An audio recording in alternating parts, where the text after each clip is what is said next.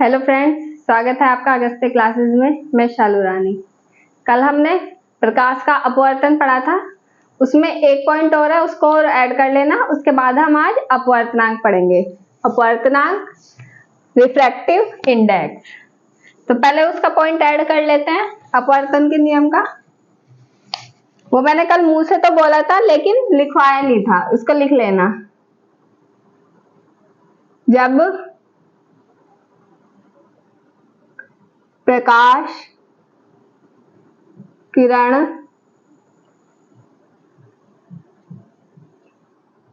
विरल माध्यम से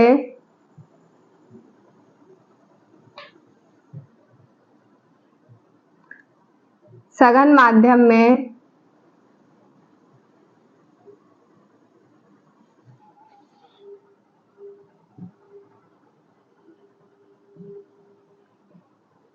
प्रवेश करती है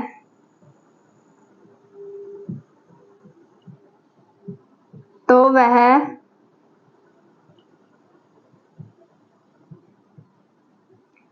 अभिलंब की ओर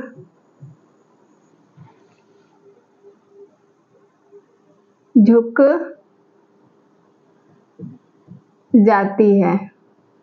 हमारे पास दो माध्यम होते हैं, जैसे एक सघन है एक विरल है।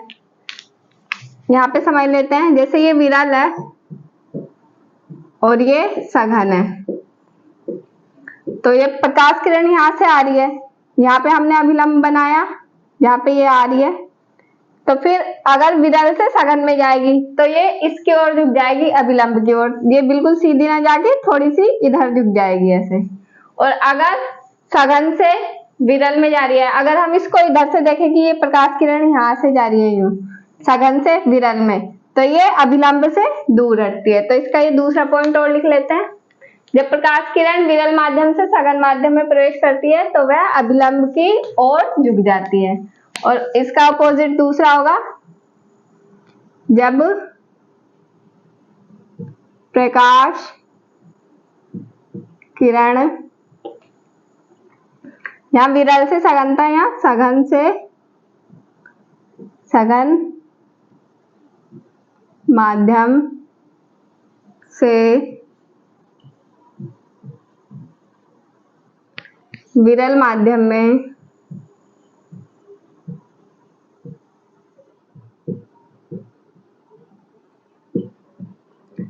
प्रवेश करती है तो वह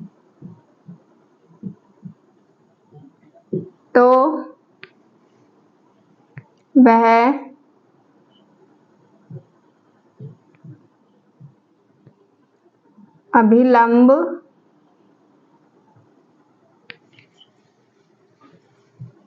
से दूर हटती है। तो ये दो पॉइंट थे, इनको ऐड कर लेना। जब प्रकाश किरण विरल माध्यम से सघन माध्यम में प्रवेश करती है तो वह अभिलंब की ओर झुक जाती है, और जब सघन माध्यम से विरल माध्यम में प्रवेश करती है तो वह अभिलंब से दूर हटती है, अभिलंब से थोड़ा दूर हो जाती है। तो ये दो पॉइंट थे, ये उसमें ऐड कर लेना अपवर्तनांक के नियम में। अब हम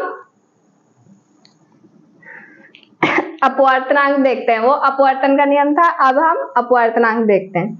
कल हमने पढ़ा था अपवर्तनांक। कल हमने पढ़ा था कि sine I upon sine R equal to नियतांक।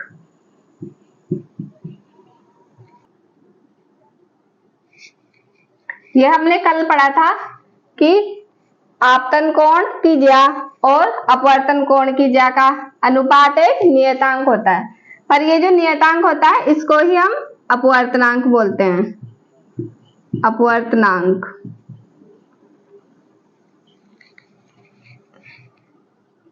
ये आपतित कोण, ये अपवर्तन कोण। कल की क्लास में मैंने ये अपवर्तन कोण को परावर्तन कोण बोल दिया था, वो जल्दीबाजी में अपवर्तन को परावर्तन बोला गया है, लेकिन ये अपवर्तन होता है, इसको सही कर लेना पीछे वाली क्लास में। तो ये आपतित कोण की ज्या और अपवर्तन कोण की ज्या का अनुपात एक नियतांक होता है। अब जैसे हमारे पास दो माध्यम होते हैं, वो दो माध्यम हमारे पास फिक्स होते हैं, उनका अपवर्तनांक निकाल सकते हैं हम आराम से कि किसमें कितनी चाल होती है, उसकी चाल भी निकाल सकते हैं। तो अब हम ये देखते हैं कि अपवर्तनांक को कैसे निकालते हैं। जैसे हमारे पास दो माध्यम है, हम उसको कैसे लिखेंगे, जैसे ये एक माध्यम ये है और ये दो माध्यम है, एक ये हमें इसका अपवर्तनांक निकालना है और इसके सापेक्ष। तो हम इसको क्या लिखेंगे, पहले का निकालना है दूसरे के सापेक्ष, तो हम इसको ऐसे लिखेंगे n1 2, फर्स्ट का निकालना है दूसरे के सापेक्ष, तो यहाँ पे लिखेंगे हम n1 2। इसका मतलब क्या होगा, माध्यम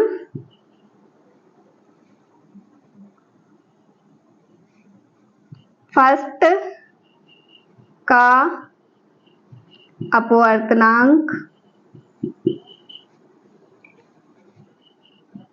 माध्यम सेकंड के सापेक्ष। दो माध्यम है हमारे पास, एक और दो, हमें एक का निकालना है, माध्यम फर्स्ट का अपवर्तनांक निकालना है और माध्यम दो के सापेक्ष। तो हम इसको कैसे लिखेंगे, ऊपर नीचे दोनों का वेग लिखेंगे, लेकिन ऊपर कौन सा लिखना है और नीचे कौन सा निकला है, जिसका हमें निकालना है फर्स्ट का निकालना है, तो उसको तो हम नीचे लिखेंगे v1, उसका वेग नीचे लिखेंगे, और जिसके सापेक्ष निकालना है उसको ऊपर लिखेंगे, तो ये v2/v1 हो जाएगा। मतलब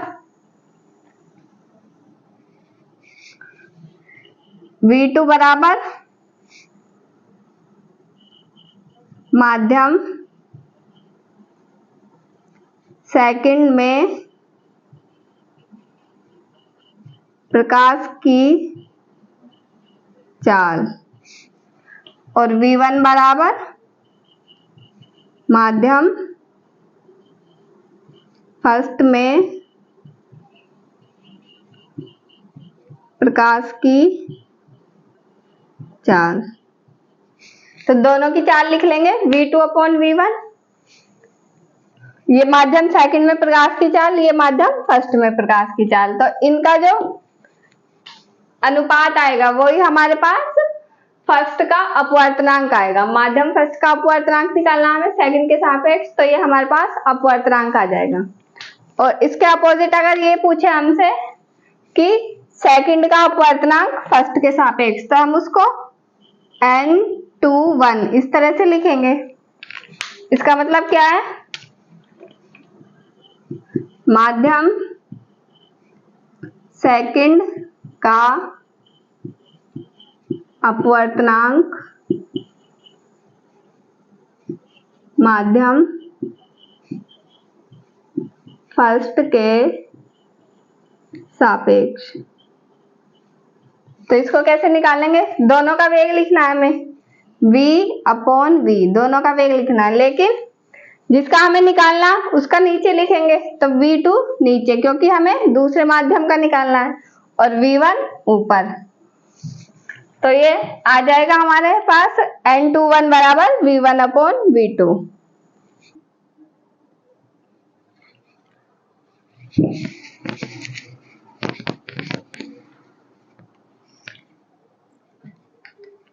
अब जैसे कोई और माध्यम है, जैसे n4 5 ये दिया हुआ हमारे पास, तो हम इसका कैसे निकालेंगे, हमें 4 का अपवर्तनांक निकालना है 5 के सापेक्ष, तो वो क्या आएगा, इक्वल टू, दोनों का वेग लिखेंगे v/v, जिसका निकालना है उसको नीचे 4, और जिसका सापेक्ष निकालना है जिसके उसको ऊपर v5/v4।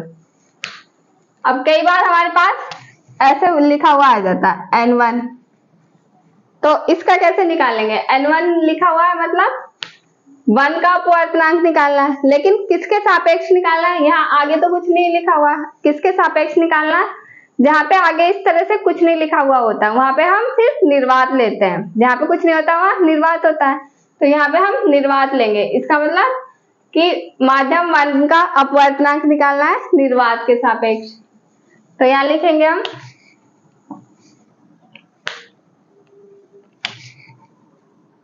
माध्यम 1 का अपवर्तनांक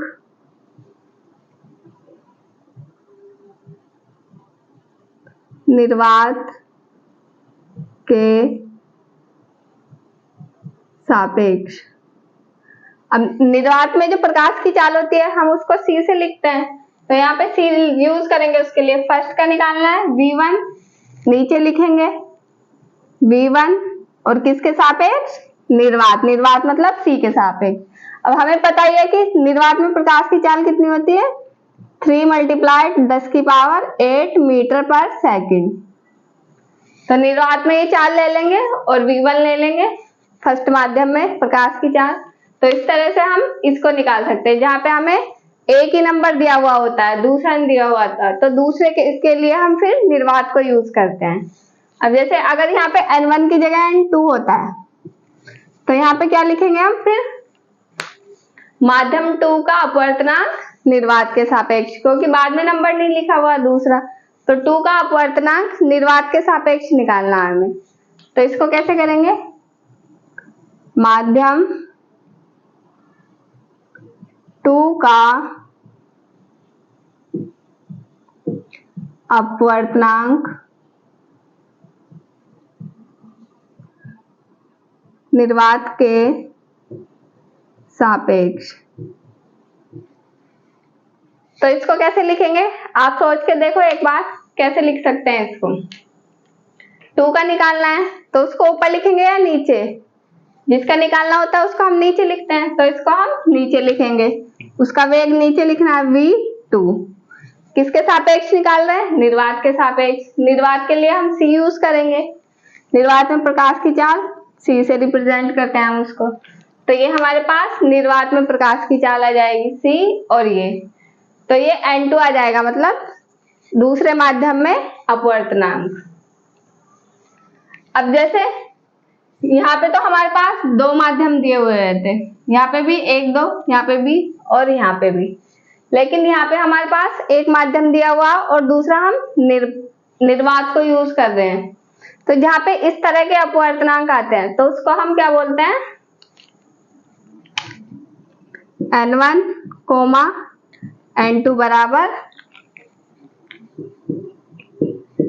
निरपेक्ष अपवर्तनांक।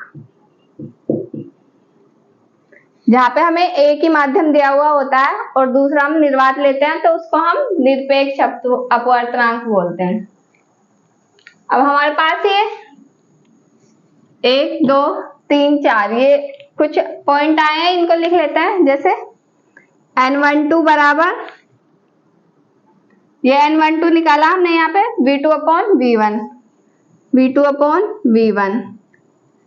N21 बराबर V1/V2, N1 बराबर C/V1, N2 बराबर C/V2। ये कुछ पॉइंट आए हैं।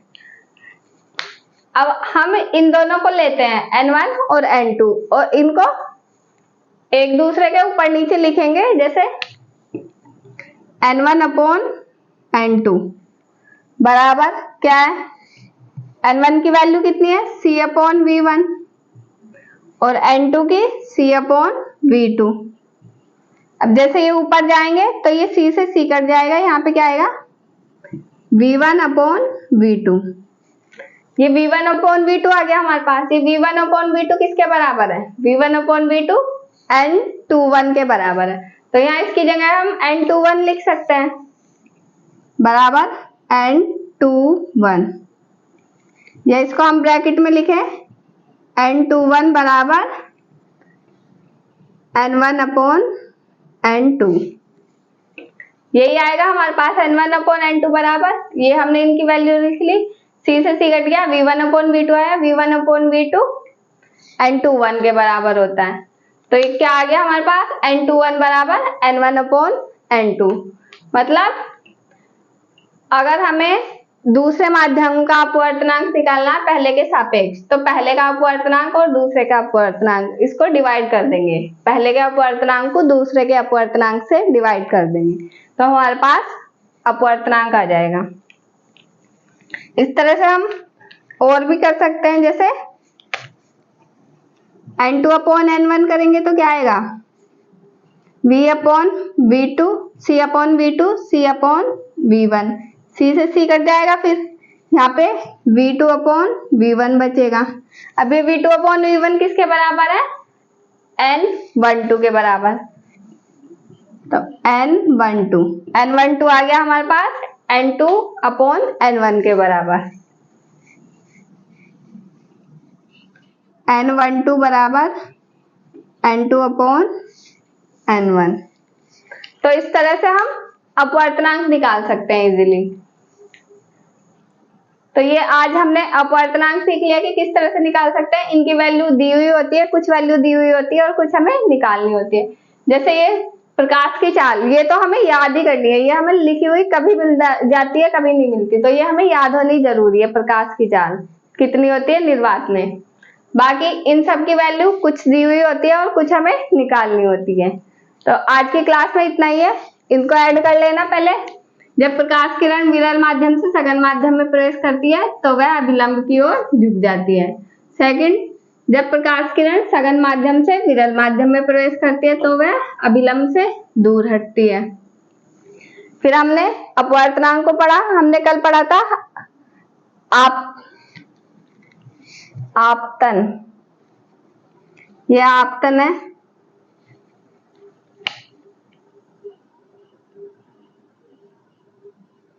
आपतन कोण, अपवर्तन कोण, इनका अनुपात एक नियतांक होता है जिसको हम अपवर्तनांक बोलते हैं। अपवर्तनांक कैसे निकालते हैं, जैसे हमें फर्स्ट का निकालना है सेकंड के सापेक्ष, माध्यम फर्स्ट का अपवर्तनांक माध्यम सेकंड के सापेक्ष, तो जिसका निकालना उसका वेग नीचे लिखेंगे, दूसरे का ऊपर, v2 अपॉन v1। v2 माध्यम सेकंड में प्रकाश की चाल, v1 माध्यम फर्स्ट में प्रकाश की चाल। और n21 निकालना मतलब 2 का निकालना है 1 के सापेक्ष, माध्यम 2 का अपवर्तनांक माध्यम 1 के सापेक्ष, तो v1 अपॉन v2 आ जाएगा। इस तरह से ही हम ये निकाल के देख सकते हैं अपने आप, और भी लिख के निकाल के देख सकते हैं जिससे हमारी प्रैक्टिस हो जाए। अब जैसे कई बार एक ही नंबर दिया हुआ होता है और दूसरा नहीं दिया हुआ होता, तो जो नंबर दिया हुआ है उसका हमें अपवर्तनांक निकालना है, और जो नहीं दिया हुआ मतलब निर्वात के सापेक्ष निकालना है। तो माध्यम फर्स्ट का अपवर्तनांक निर्वात के सापेक्ष c अपॉन v1। निर्वात में प्रकाश की चाल 3 × 10⁸ मीटर पर सेकंड होती है। n2 माध्यम सेकंड का अपवर्तनांक निर्वात के सापेक्ष, ये c अपॉन v2 आ जाएगा। अब जहाँ पे हमारे पास एक ही माध्यम दिया हुआ होता है, दूसरा नहीं दिया हुआ होता, वहां पे हम दूसरा निर्वात लेते हैं, तो वो जो अपवर्तनांक निकालते हैं हम उसको निरपेक्ष अपवर्तनांक बोलते हैं। n1 और n2 निरपेक्ष अपवर्तनांक है यहाँ पे। अब ये सारी वैल्यू लिख ली हमने जो जो हमने निकाली थी ऊपर, इनको अब हमने ये दोनों यूज करी, और फिर यहाँ पे ये और नए फॉर्मूले बन गए हमारे पास। n1 अपॉन n2, ये वैल्यू रख ली n1 n2 की, c से c कट गया, v1 अपॉन v2 आ गया। v1 अपॉन v2 की वैल्यू n21 होगी, ये यहाँ पे रख दी, यहाँ से ये वाली वैल्यू यहाँ पे रख दी हमने, तो n21 किसके बराबर आ गया, n1 अपॉन n2 के। ये हमारे पास नया फॉर्मूला आ गया। इस तरह से ही हमने अब इसका अपोजिट कर दिया, यहाँ पे n1 अपॉन n2 लिया था, यहाँ n2 अपॉन n1 लिया, इनकी वैल्यू रख दी, c से c कट गया, तो ये v2 अपॉन v1 आ गया। v2 अपॉन v1 किसके बराबर है, n12 के, ये वाली वैल्यू हमने यहाँ रख दी, तो n12 किसके बराबर आ गया, n2 अपॉन n1 के। तो ये एक और फॉर्मूला मिल गया हमारे पास। तो ये अपवर्तनांक था। आज की क्लास में इतना ही है। क्लास अच्छी लगी हो तो शेयर करें, लाइक करें, कमेंट करें और चैनल को सब्सक्राइब करें। Thank you.